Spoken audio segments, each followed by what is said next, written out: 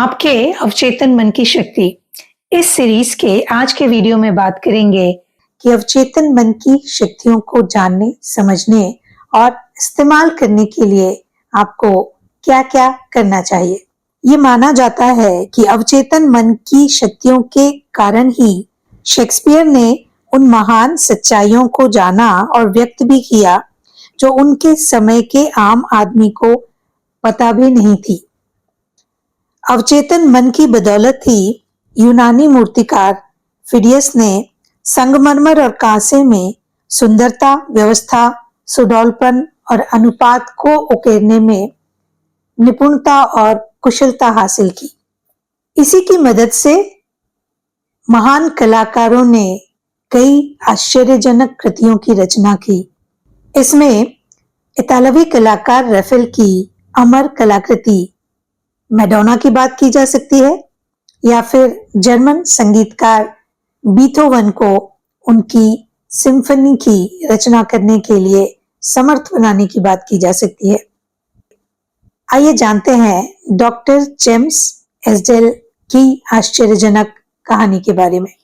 Doctor एस्डेल एक Scottish surgeon थे। उन्होंने भारत में 1840 के दशक में बंगाल में बहुत काम किया।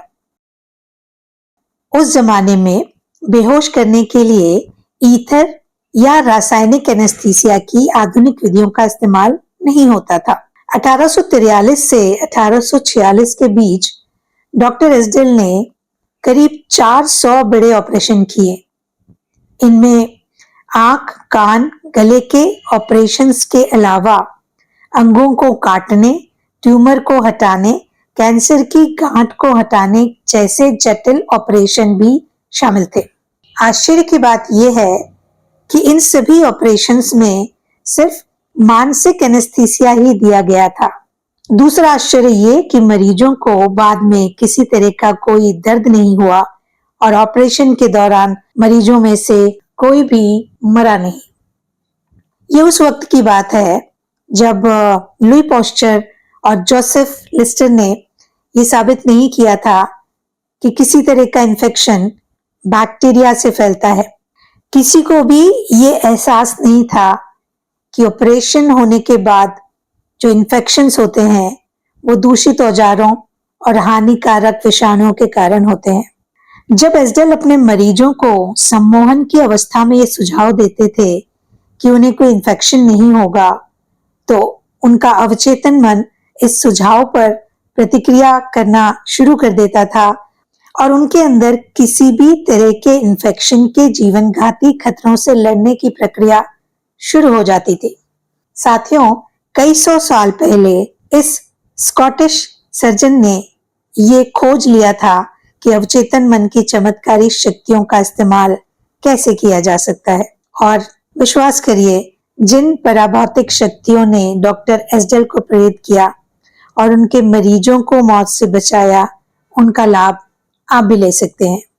आपका अवचेतन मन आपको हर कष्ट से मुक्त कर सकता है, आपकी सभी समस्याओं के जवाब दे सकता है। अमेरिकी मनोवैज्ञानिक के जनक विलियम जेम्स ने कहा था कि आपके अवचेतन मन में दुनिया को हिला देने की शक्ति है। इसे छिपे हुए स्रोतों से पोषण मिलता है और इसे जीवन का नियम भी कहा जा सकता है। आप अपने अवचेतन मन पर जो भी छाप छोड़ते हैं, ये उसे साकार करने के लिए जमीन आसमान एक कर देता है। इसलिए हमें हमेशा सृजनात्मक विचारों पर बने रहना चाहिए। एक सच ये भी है कि दुनिया में इतनी अव्यवस्था और दुख इसलिए है क्योंकि अधिकांश लोग अपने चेतन और अवचेतन मन के आपसी संबंध को नहीं समझते। जब ये दोनों एक जैसे होते हैं या एक ही लक्ष्य के लिए बराबरी से साथ मिलकर काम करते हैं, तब सुखद चीजें होती हैं और हमें सेहत, खुशी, शांति, सुख सब कुछ मिलता है। आप दुनिया में इसलिए हैं क्योंकि जीवन का सिद्धांत आपके भीतर लयबद्ध तरीके से प्रवाहित होता है। अंदर की और बाहर की अभिव्यक्ति बराबर होनी चाहिए। यदि आप नकारात्मक और विनाशक विचार रखेंगे तो ये आपके अंदर विनाशक भाव पैदा करेंगे और ये भाव बाहर निकलने का कोई ना कोई रास्ता जरूर खोज लेंगे, क्योंकि इन भावों की प्रकृति नकारात्मक है। आपको अल्सर हो सकता है, दिल की बीमारी हो सकती है, तनाव हो सकता है। यदि आप इतनी सी बात भी समझ जाएं कि हम अपनी नकारात्मक सोच से खुद को नुकसान पहुंचाते हैं, गुस्सा होकर, डर कर, जलन भावना को अपने अंदर आने देकर या बदले की भावना से हम खुद को ही नुकसान पहुंचाते हैं। एक और सच्ची कहानी है जहां किसी का चर्म रोग अवचेतन मन की शक्ति से ठीक हो गया।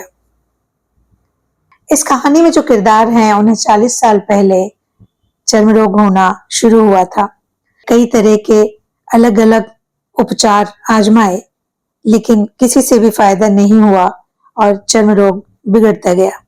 जब उन्हें किसी धर्म गुरु की मदद से अवचेतन मन की शक्ति के बारे में पता चला, उनके गुरु ने उन्हें अवचेतन मन के बारे में समझाते हुए कहा कि जब हम किसी एक घड़ी को देखते हैं तो सोचते हैं इसे किसी ने तो बनाया होगा, लेकिन इसके इस रूप में आने से पहले घड़ी बनाने वाले के दिमाग में इसका बिल्कुल क्लियर विचार था। यदि किसी कारण से घड़ी सही काम न करे तो इसके मूल विचार की मदद से घड़ी बनाने वाले को वो ज्ञान मिल जाएगा जिससे वो इसे सुधार सकता है। इसी की तरह आपका और हमारा शरीर है। इसकी रचना करने वाली अवचेतन बुद्धि घड़ी बनाने वाले की तरह है। ये बिल्कुल ठीक ठाक जानती है कि शरीर की सभी महत्वपूर्ण क्रियाओं और प्रतिक्रियाओं का उपचार कैसे किया जाए, शरीर को दोबारा कैसे बनाया जाए। लेकिन इस काम को सही तरीके से करवाने के लिए सही विचार का दिया जाना जरूरी होगा। और ये समझते हुए उन्होंने एक बहुत ही आसान सी प्रार्थना तैयार की। इस प्रार्थना में उन्होंने लिखा कि मेरा शरीर और इसके सभी अंग मेरे अवचेतन मन की असीमित बुद्धि ने बनाए हैं। ये जानता है कि मेरा उपचार कैसे किया जाए। इसकी बुद्धि ने मेरे सभी अंग, ऊतक, मांसपेशियां और हड्डियां बनाई हैं। मेरे भीतर की असीमित उपचारक शक्ति मेरे अस्तित्व की हर कोशिका को रूपांतरित कर रही है और मुझे संपूर्ण बना रही है। मैं उस उपचार के लिए धन्यवाद देता हूं जो मैं जानता हूं इस समय मेरे शरीर के अंदर हो रहा है, और मैं ये मानता हूं कि मेरे अंदर की रचनात्मक बुद्धि में अद्भुत शक्तियां हैं।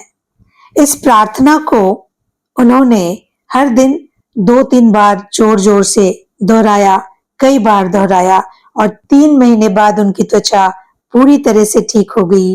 उनका जो स्किन प्रॉब्लम था वो खत्म हो गया। अब आपके विश्वास को, जो कि अवचेतन मन की शक्ति को लेकर है, उसे थोड़ा और मजबूत करते हैं। दुनिया के सबसे मशहूर उपचारक धर्मस्थलों में से एक दक्षिण पश्चिम फ्रांस का लूडेस है। इसके चिकित्सा विभाग में बहुत सारी फाइल्स हैं जिनमें कई सारे ऐसे मैजिकल ट्रीटमेंट की जानकारी है। ऐसा ही एक उपचार मैडम बायर का हुआ। मैडम बायर नेत्रहीन थी। उनकी देखने की तंत्रिकाएं बेकार हो चुकी थी, लेकिन इस स्थान पर आने के बाद उनकी आंखों की रोशनी लौट आई। शुरुआत में उनकी जांच करने वाले कई डॉक्टरों ने यह प्रमाणित किया कि उनकी देखने वाली तंत्रिकाएं अब भी बेकार थीं, लेकिन इसके बावजूद भी वो देख सकती थीं। जब कुछ समय बाद फिर से जांच की गई तो ये पाया गया कि उनका देखने का तंत्रिका तंत्र ठीक होकर सामान्य हो गया था।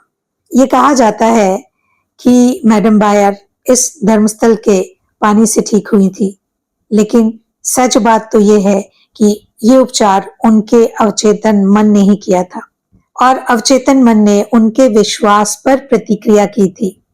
जब मैडम बायर को इस धर्मस्थल के बारे में पता चला तो वो बड़ी उम्मीद और आस्था के साथ यहाँ आई थी।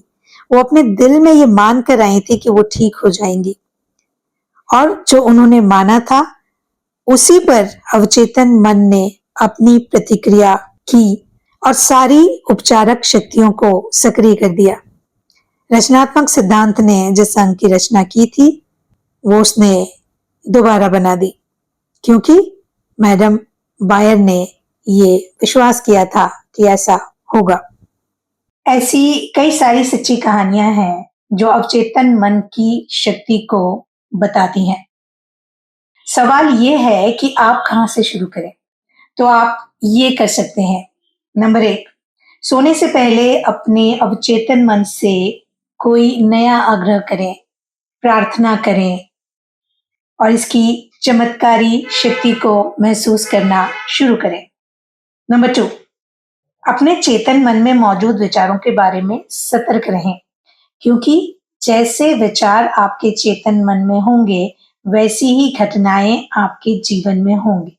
यदि आप बाधाओं और मुश्किलों पर ध्यान केंद्रित करेंगे, तो आपका अवचेतन मन उसी के अनुसार प्रतिक्रिया करेगा और इस तरह आप खुद का आगे बढ़ना रोक देंगे। नंबर 3, अपने चेतन मन से हमेशा बेस्ट की उम्मीद करते रहें, सबसे अच्छे की उम्मीद करते रहें, सर्वश्रेष्ठ की उम्मीद करते रहें और आपका अवचेतन मन अपनी आदत के अनुसार उन विचारों को साकार कर देगा। नंबर 4, जब भी जिंदगी में कोई मुश्किल समय आए, कोई समस्या आए, तो उसके सुखद अंत की, समाधान की कल्पना करें। उपलब्धि के रोमांच को महसूस करें। आप जो भी कल्पना करेंगे, जैसा भी आप महसूस करेंगे, उसे आपका अवचेतन मन स्वीकार करके परिणाम में बदल देगा। साथियों, अभी तक आपने यदि अवचेतन मन पे काम करना शुरू नहीं किया है, तो आज ही इसकी शुरुआत करें। इस सीरीज के अगले वीडियो में आपसे फिर मुलाकात होगी। तब तक के लिए अपना ख्याल रखिएगा।